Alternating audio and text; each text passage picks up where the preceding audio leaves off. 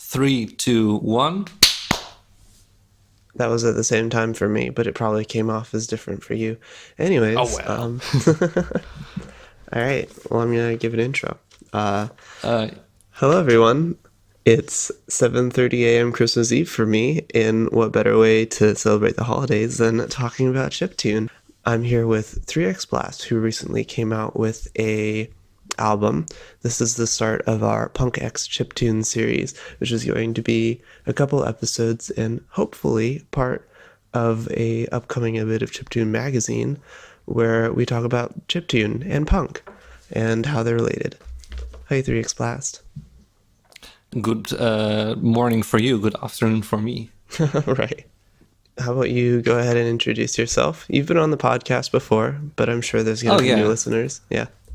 Yeah, so I'm 3X Blast, and I make music generally for games and stuff, but I do love me some chiptune, and that's kind of a side thing for me. And recently, as you said, I organized Tony Hawk's Pro Skater collab album together with Donut Shoes, and that came out last week on Wednesday or something. Yeah, on Wednesday. Let's see. Let's start at the beginning. So the thing came about when in the Real Family Track Hours Discord, Lumen asked, "What kind of collab shall we do next?" And I suggested Tony Hawk's Pro Skater style collab. But then the issue came up like, you have to do licensing for tracks because they're all licensed tracks on that soundtrack. Right, true. And then it kind of, didn't come about there. But I noticed that Donut Shoes was really into the idea. Right. So the day after that, I came up to him and asked, "Hey, do you want to do this thing together?" And that's where it kind of started. And then, it kind of started with just posting on Twitter and on a couple of Reddits and a couple of servers asking who wants to be a part of it. And then 3 months later, it was done. Right. And honestly, I should really learn your tricks. You got so many people on your server, like really fast. You made chiptune. Yeah, it was really. Yeah. It was. I had no idea that people would actually, respond to it because I just posted in a couple of Reddits and on my Twitter and even on LinkedIn, and that was kind of like the entire setup of it. It was more of a bit like, we'll see where it goes. It's more of an experience to see how we can organize stuff like this and how stuff goes with licensed tracks and stuff like that. But then it kind of got out of hand, and then we had an 18 song long album. The Real Family Track Hours Discord server was really like the first place for me where I got together with other people making music in general, because before that I really didn't have a real play. I didn't know servers like this existed. So that server really is the place where all of this started. Yeah, that's pretty cool. We should do something for Lumen. I also heard that you made a game, and I didn't get to play it yet, but I've seen a lot of it, and I know that my name's in it.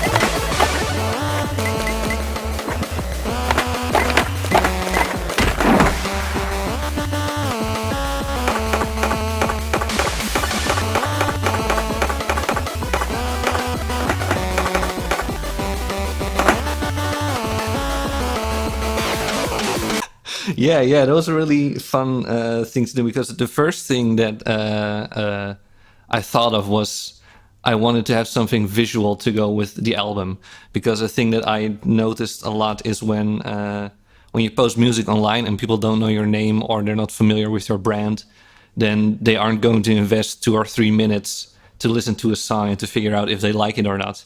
But if you have something visual to go with it, then people are way more likely to at least click on a link. So what I first did was think of, maybe I'll just have a little visualizer, a little dude skating around to put up on a YouTube video. So I approached Thomas. Thomas, I can't remember his last name, but it's a Thomas, and he makes pixel art. So I approached him, and he made a couple of animations and a couple of background elements, and then it was like, hey, this kind of looks like a game already. And then it kind of, I took the jump like, hey, why not make a game? Why not spend, I don't know how many nights and hours I spent on the game, but I thought it would be a very cool thing to also include with an album, because I can't remember if I've ever seen an album and a game come out at the same time as sort of a complete product. But I thought it would be a really cool thing to do, so we kind of just went for it. Yeah, that was a really cool thing to do. I'll admit that's something that I would love to aim for with one of the various artist compilations I organize. We're already kind of branding ourselves as a soundtrack thing going on. Yeah. But making a game, oof, that's a whole nother level. I have ideas, even for the RxS release, I had a very specific game idea in mind that wouldn't be difficult to program, but the logistics of organizing such a project would be a lot, considering I'm organizing so many things. Yeah. So yeah, it really was a time sink to the game. It took way more time than I thought it would. It was like, just a simple endless runner game where you can post your high score to Twitter. That'll be easy. But it's not at all. Yeah. It's never easy. I've done a little bit of game stuff. I mean, anything other than RPG Maker, it takes forever. I'll be honest. So let me bring up the album real quick. Yeah. Yeah. KickBlips, right? Yeah. Yeah. Out now on Spotify and everything else. It comes up pretty quick when you search it on Google. Oh yeah. I made sure to include all the Google stuff in the website. Nice. All right. Yep, you do indeed have 18 different songs. Yeah. There's mine, there's yours, not the same. That's me. And then there's you and Donut Shoes, When Worlds Collide. And I think that's it. Yeah, that was a fun one to do. Yeah. So I'm going to take a listen to Not the Same again for a refresher.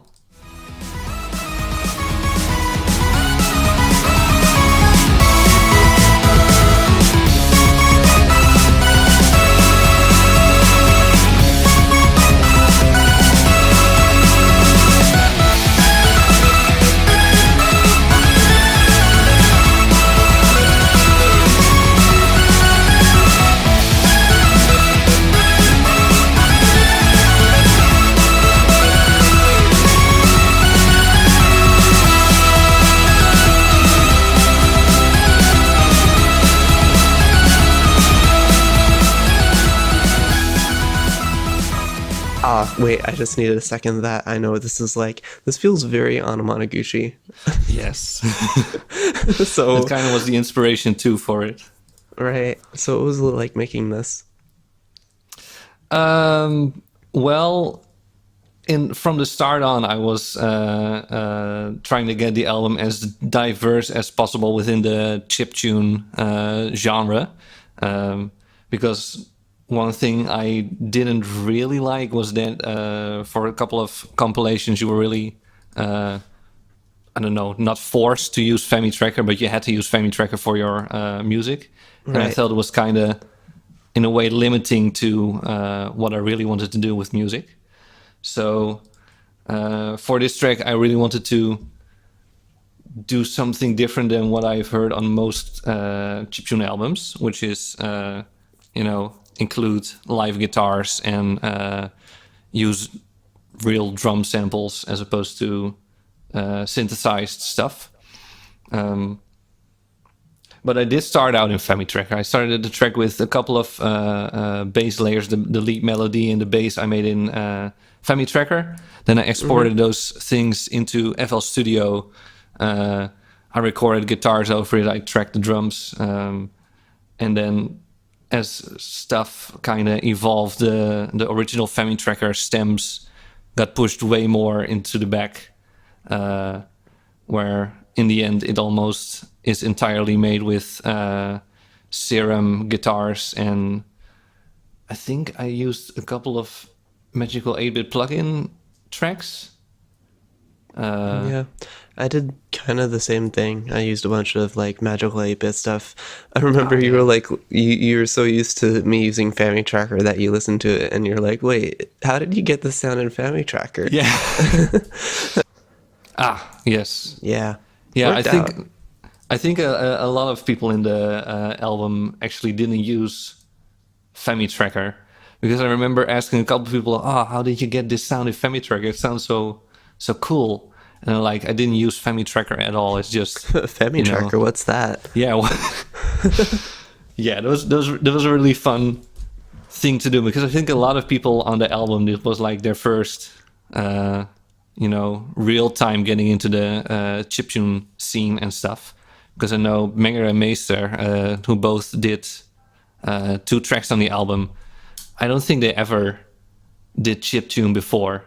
And Bitplane, he's familiar with chiptune, but he also hasn't released anything chiptune-like, as far as I can remember. So there was a very fun inclusion in the album to get people in there who aren't, as into chiptune as some people in other servers, but are still excited to contribute to something that they like. Yeah, it doesn't really sound like an album where everybody's kind of like learning, you know what I mean? Like it sounds like a bunch of people who know exactly what they're going to do going in. Yeah, like it really feels like managed. an album full of musicians just doing their thing and enjoying making music. What was it like working with Donut Shoes on When Worlds Collide? It was really interesting and fun, because for this collaboration, it always feels kind of a hassle to share FamiTracker files back and forth, because we also started this song in FamiTracker. So first thing I did was set up a GitHub project for the FamiTracker file, just like you do with software development stuff, where you push and pull your projects and you include commit messages. So that was a way we kind of approach it, to throw the project back and forth.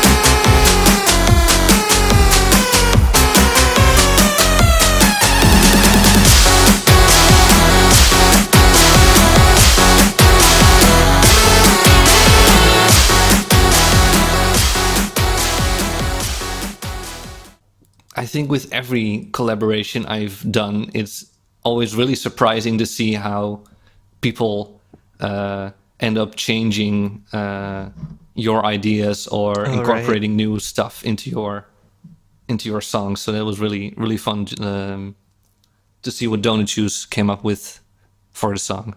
I can definitely agree with that. Like, it's always crazy, like me sending someone something and then see what they do with it. I feel like I might have supplied that experience really recently with my like cozy comp thing, because this person like basically just gave me like a few seconds of audio, but it gave me all the different tracks that like made up that audio. So I basically took them and like arranged them and made like a 4-minute song out of that little Oh, like a few seconds that they made. oh, that's crazy. And That's fun. yeah, but it worked out really well. And I'm sure that was a surprise to the person I worked with. Yeah. But, you know, it's stable and it sounded good. So look forward to it in like 2 months when it gets released. I like finishing things early. I don't know if that's a curse or not. So with the previous collab, did you also have like with people submitting their songs in different times and different, different people have different ways of going about making their music. And Hmm. for the Tony Hawk's Pro Skater collab, one thing I was really worried about was getting all the tracks in on time, Right. because I think some people submitted their track like after a month or something, and some people submitted their track a week after the deadline. Right. Uh, Me, and I thought same it's situation. yeah. So I always find it kind of difficult to gauge interest and to see if people are still up for it like 2 months down the line. Uh, so I was Right, kind of right. wondering, do you have any ways of going about it to keep people interested in the project and to kind of see where everybody's at? How do you approach stuff like that in your compilation albums? Let's see. I mean, like different people are like all doing their own thing. Like if you have like okay, let's say you have 18 people working on KickBlips. If you kind of just monitor, you know, them individually and you sort of like, you know, make a little bit of a friendship with one by one who's contributing, then you like kind of get to know them and what's going on. Hmm. And you can kind of like boost those individual voices in whatever chat or group that's going on. Like if somebody's working on a draft or somebody has something going on, you can like kind of encourage them to like talk about it, you know? Like Yeah. when other people see other people working on something, especially if it's a project that they're working on, then they can sort of form a little community, and that's a good drive to like keep people talking and working. Yeah, yeah, I agree. I thought it was really important for the album to keep everybody involved with each other's work too. So I had a couple of times during the project, I kind of just went into one-on-one chat with some people to see how things are going and if their track needs any feedback. And I always encourage them to post their track in the uh, global channels on the server so that everybody knows that people are still working on it. And Hmm. when you listen to cool music and you know you're part of the same project, then you kind of get inspired to, you know, uh, do more yourself and kind of step it up. Right. Like just the other day when I posted that cozy thing that I was just talking about, I was like, here's a draft for my submission.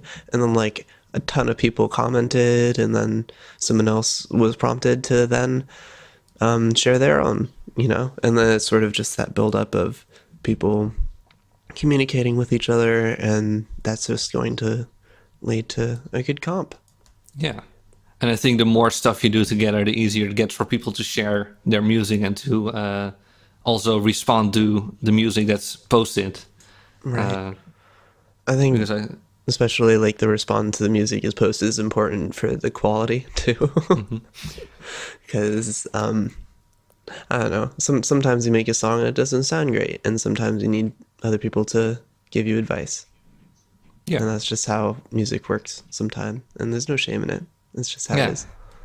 And that's also the fun of when you're working together with somebody else, like with donut shoes. Whenever you are kind of stuck on a part or don't know how to uh, take it further, then you kind of just throw the project over to the other person, and maybe they have uh, a moment of inspiration where they know exactly what needs to go into the project, or maybe they just add something totally crazy or something you never thought about, and then when you get a project back, then you get inspired again uh, by the stuff somebody else put in there.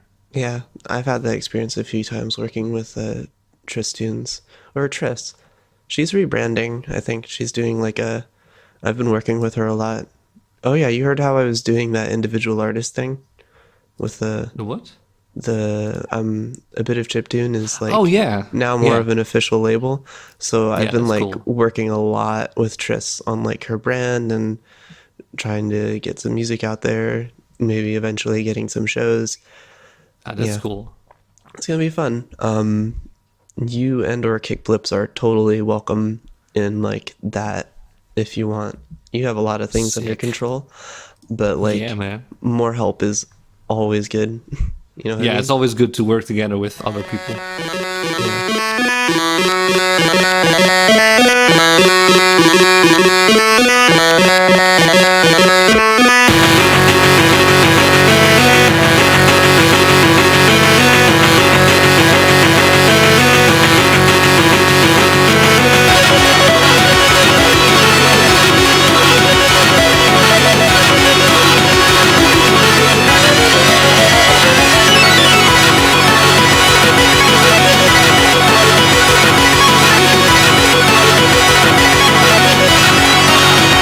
Yeah. Start somewhere. It has to start sometime. What better place than here?